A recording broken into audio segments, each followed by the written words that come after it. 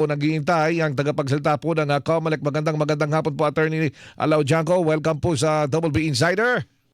Magandang hapon po, Sir Carlo, at sa lahat po ng taga-subaybay ng Double B Insider. Good afternoon po. Magandang hapon at maulan na hapon, Attorney. Kumusta po ang turnout ngayon sa inyong monitoring sa bispiras ng huling araw ng pagpaparehistro para po sa BSKE?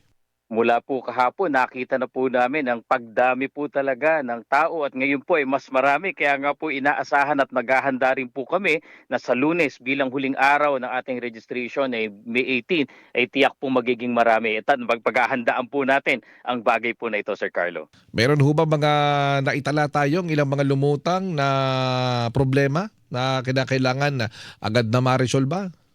Ngayon po ay yung una, yung mahabang pila na talaga naman po hangga't maaari binibilisan po natin ang proseso. Kaya nga po sana sa ating mga kababayan, pagdating nyo po doon, may dala na po kayong form. Hindi yung kung kailang nandun po sa may harapan po ng aming election officer tsaka mag-fill up, lalo lang po tayong babagal. At sana po ihanda na rin yung isang valid government issued ID na makikita po namin yung inyong picture, yung birthday, yung address at higit sa lahat inyong pirma. At yung po sa ating mga kababayan na kabataan, pwede po talaga yung ating school ID, yung library card. Ngunit kung wala pong nakalagay dyan na inyong birthday, hihingan po namin kayo ng patunay ng birthday ninyo tulad ng birth certificate. Kaya po sana ihanda na po natin ang lahat ito pagtungo po sa tanggapan ng COMELEC. Ayun, malinaw po yun.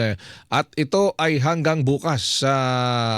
Hanggang anong oras? Wala na bang extension na, Attorney? Wala na pong extension talaga, no? Kaya nga po nung paulit-ulit po mula noong Oktubre, inaanunsyo na po natin na talagang ang Lunes po, May 18, ang pinakahuling araw ng ating voters registration. Hindi na po tayo mag-extend dahil kailangan na pong matapos yung ating pagpaparehistro. Matagal na po ito, halos 7 buwan, at higit po sa lahat kasi ito po ang pagmumula ng paghahanda ng lahat ng ating barangay at SK elections. Kaya kailangan ma-fix na po natin ang bilang ng botante. Baka yung iba humahabol tapos naghahanap kayo sa mall. Mayroon pa ba tayo sa mall ngayon nga araw na ito, Attorney? Sa Lunes po, bukas po, meron pong mga ilan pong tanggapan ang COMELEC na pinili po na dun gawin sa mall yung registration dahil nga po maliliit yung aming tanggapan. Kaya po katulad ng sa Manila, nandyan po sila sa SM Manila, yung pong 1st, 2nd, 3rd at 4th district. Yung 5th district naman po nasa Robinsons Place, Manila, pati na rin po yung 6th district nasa Robinsons Otis. Nakapaskil po ito, ito po yung Manila lamang, ngunit yung lalo na yung buong NCR nakapaskil po sa COMELEC Facebook page. Kaya po sa ating mga kababayan, bago po kayo pumunta, silipin nyo po muna yung aming Facebook page, makita nyo kung saan nandun ang aming registration. Kaya po namin ginagawa ito dahil talagang maliliit po yung opisina ng COMELEC. Kayo po ay mapipila, nakabilad sa araw, ngayon po umuulan pa, mas maganda na po na dinadala po namin sa aming partner malls na pinapagamit yung facilities nila. Walang bayad, libre po ito. Ayun, at malamig pa. At malamig po. Malamig pa. Pagkatapos nyo makapagparehistro ay dire-diretso ng malling, papasyal-pasyal dahil mainit po sa ating mga bahay, sa ating mga tahanan. So ito po, gaano karami na po ang sa suma total yung nailista na po o naitala ng COMELEC? Simula po nung buksan muli itong pagpaparehistro. Mula po noong October 20 hanggang nung nakaraang Sabado, hindi pa po nasasama yung kahapon na Sabado dahil sinusuma pa po ito, umabot na po sa 4.5 million. That was a week ago po, Sir Carlo. Kaya nga po inaasahan namin na baka lumampas tayo ng 5 million applications. Sa 5 million applications po na yan, mahigit 1.5 na bagong botante sa barangay, 1.5 million na bagong botante sa SK, nadagdagan po ng 1 million yung mga nagsisibalik na deactivate. At yung iba po, yung mga transferee. So ganong karami po ang nadagdag na mga botante po sa atin. Ayun, nagtatanong iba, bakit daw kinakailangan pang linisan na, Attorney, yung listahan? Kayo na nga po ang sumagot.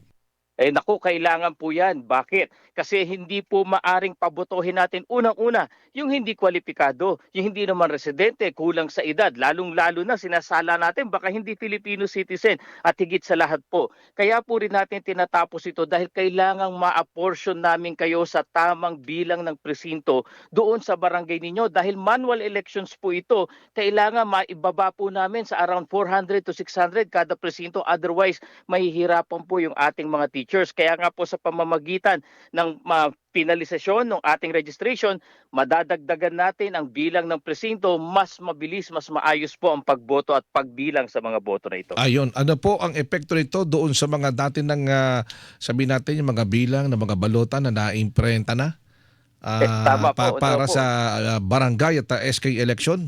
Dahil nga po nagkasabay-sabay yung paghahanda sa halalan, ano? Tama po kayo, nag-imprenta na kami ng mahigit 69 million na balota para sa barangay, mahigit 23 million na balota para po sa SK. Ito pong bago na pagpaparehistro natin, sila na lang po yung idadagdag namin. Kaya po asahan po ninyo by June or July, iimprenta na namin yung karagdagan. Ito pong karagdagan ng mga 4 na milyon siguro na mga bagong balota na ito dahil sa bagong botante, kaya po namin tapusin yan sa loob ng 1.5 hanggang 2 linggo.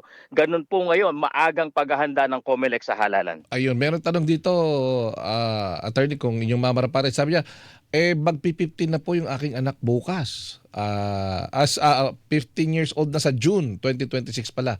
Pwede na ba siya magparehistro bukas para sa SK election?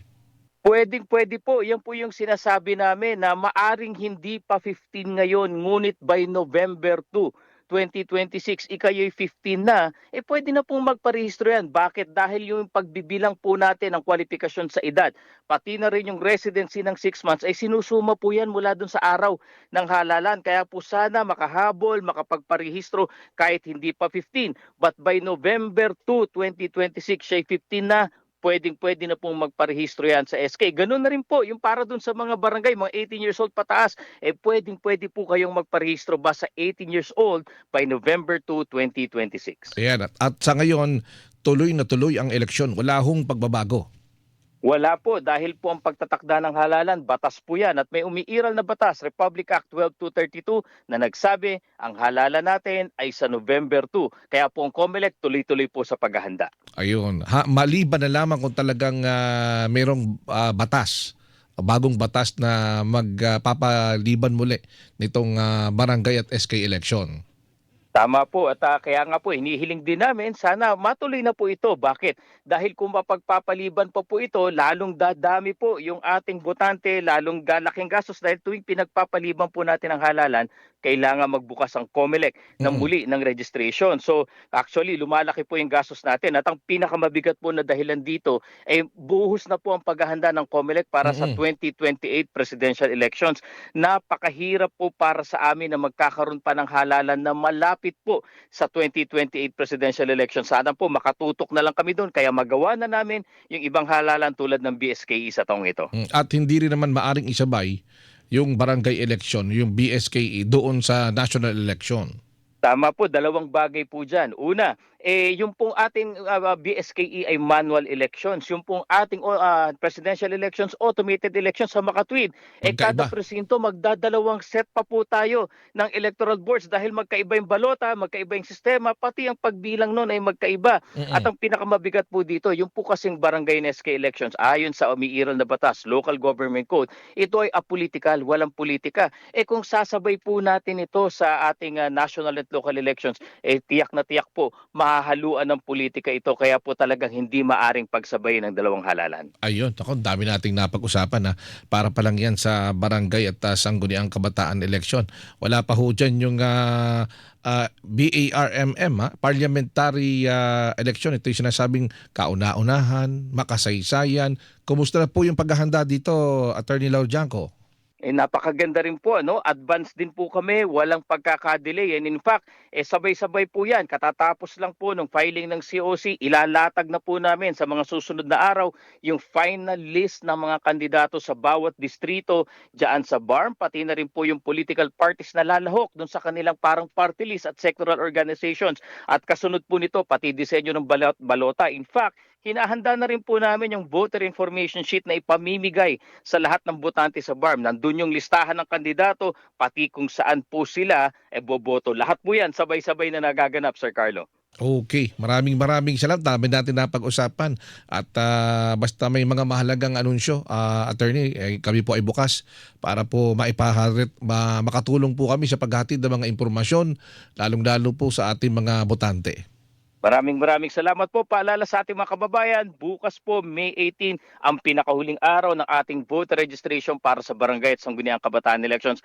Wala na pong extension nito. Maraming salamat po Sir Carlo, mabuhay po kayo. Maraming salamat po muli si Attorney